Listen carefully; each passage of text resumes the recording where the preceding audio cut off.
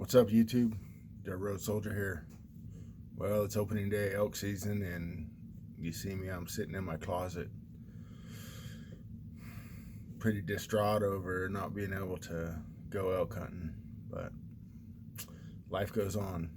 So the other day, I got released on September 22nd from the hospital. Two good things happened that day.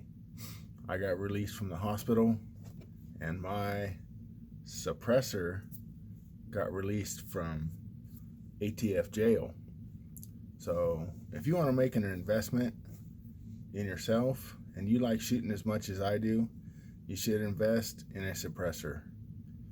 Now, I don't agree with all of the rules and stuff that we have to go through it, but it's the laws and it's what we have to do. So this suppressor is manufactured by a guy here local, and then he distributes it to a dealer, which I went through and did all the paperwork. Now I did all the paperwork through the dealer, and they were the e-forms versus the paperwork forms. And they were claiming at the time that the e-forms were supposed to be 60 to 90 days. And man, I had my fingers crossed that was going to happen. But 60 passed, 90 passed, 120 passed, and I got it. Basically, I went in on February 28th when I did the paperwork. So I just say March, a full month, and I got it September 22nd. So 6 months and 22 days. So I thought it's pretty awesome compared to my friends that are still waiting for their can that they have ordered and done all the same paperwork stuff, and they're almost a year into it. And I have had friends that have been 14 months and longer waiting for their approval to come back. Like I said earlier, do I agree with all the rules? No. I think it's ridiculous. I think that a person that can legally own a firearm should be able to walk out of walk out the same day of the store with a can, because this is not a firearm. Maybe you could get a wad of paper like I was in grade school and blow a spit wad through it or something, but other than that, this is not a firearm. It's just a tube with two holes in it, one on each side. So anyways, what I'm getting at is you want to invest in yourself, invest in your hearing, because if you like shooting like I do, there is a big difference from shooting a break that most of us all have on our rifles and shooting a suppressor. Whoops. There's a little difference in recoil. From the two, you get a little more recoil out of a can versus you get out of a suppressor, but you don't have to wear hearing protection and you're not going to blow your eardrums out. These things are not what Hollywood makes them. They're still loud, but they do not make your ears ring. I was able to go over and test this one on my 300 Win Mag, and it did not make my ears ring. Shooting a 180 grain bullet, shooting about 3,000 feet per second, did not make my ears ring, and I was sold on it. So it's a 30 cal can. It's so you can shoot, basically I shoot 17 through it all the way up to 30 cal. Does not mean you can shoot 9mm through it. Don't try that, because 9mm, the OD, is bigger than a 30 cal. Yeah, it took me to learn that too a long time ago, but not through a can. Just hearing it, you think, oh, it's only 9, like a 6mm or 9mm. Oh yeah, it'll go through that. Through a break, 30 cal break, nope. 30 cal break, you think 30 is bigger than 9, but in reality, it's not.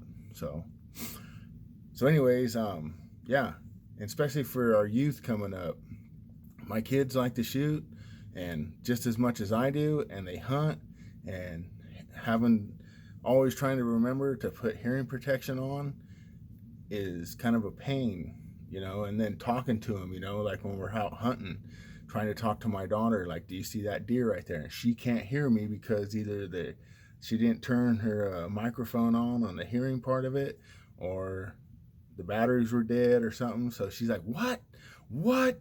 So she's loud, I'm loud. Well, we spooked animals before. Now with this, it's no ears in.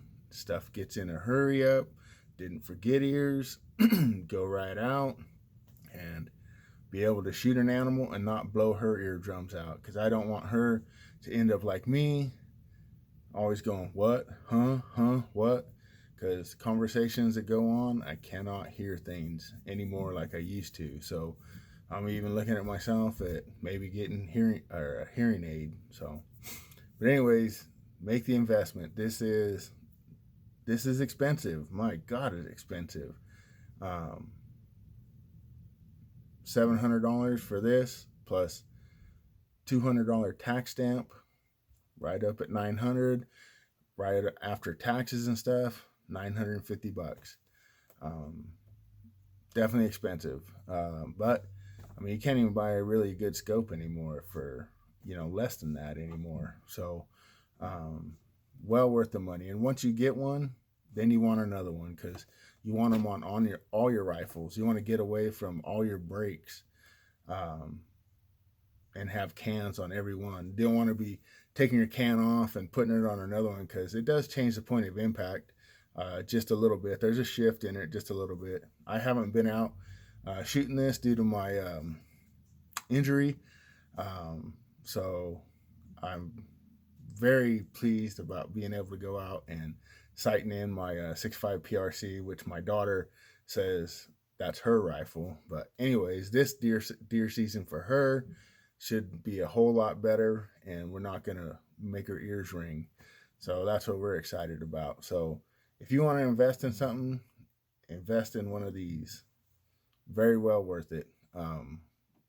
Expensive, but worth it, because you'll have it forever. So that's the main thing about it. And you go back and forth about the arguments of the wait times and all that. You kind of just pay for it, you forget about it. And don't get me wrong, you don't forget about it, it's in the back of your mind, but you kind of forget about it. And I plan to live that long, and there's a question that I asked the guys when I was doing all the paperwork. It's like, how many people have died waiting for their suppressor okayed? Can you imagine if you had to wait for your car registration for that long? I mean, you register a vehicle, change a plate, you bought a vehicle that didn't have a VIN number, you had to come up with a VIN number, blah, blah, blah, whatever. That stuff happens in a matter of maybe a day or within an hour. These things, my goodness, the wait times, ridiculous. But if you want one, you're going to have to just do the paperwork, pay the $200 tax stamp, and wait. And, when it comes in, it's well worth it. So, like I say, if you're looking for a good investment, suppressor is it. Give it a try. You'll like it. Once you go to a can, your rifles are a little bit more dirtier. You have to clean your rifles a little more often versus shooting a break, but so much well worth it and enjoyable. I mean, even shooting with friends that have them, now out at the range, it's not, what?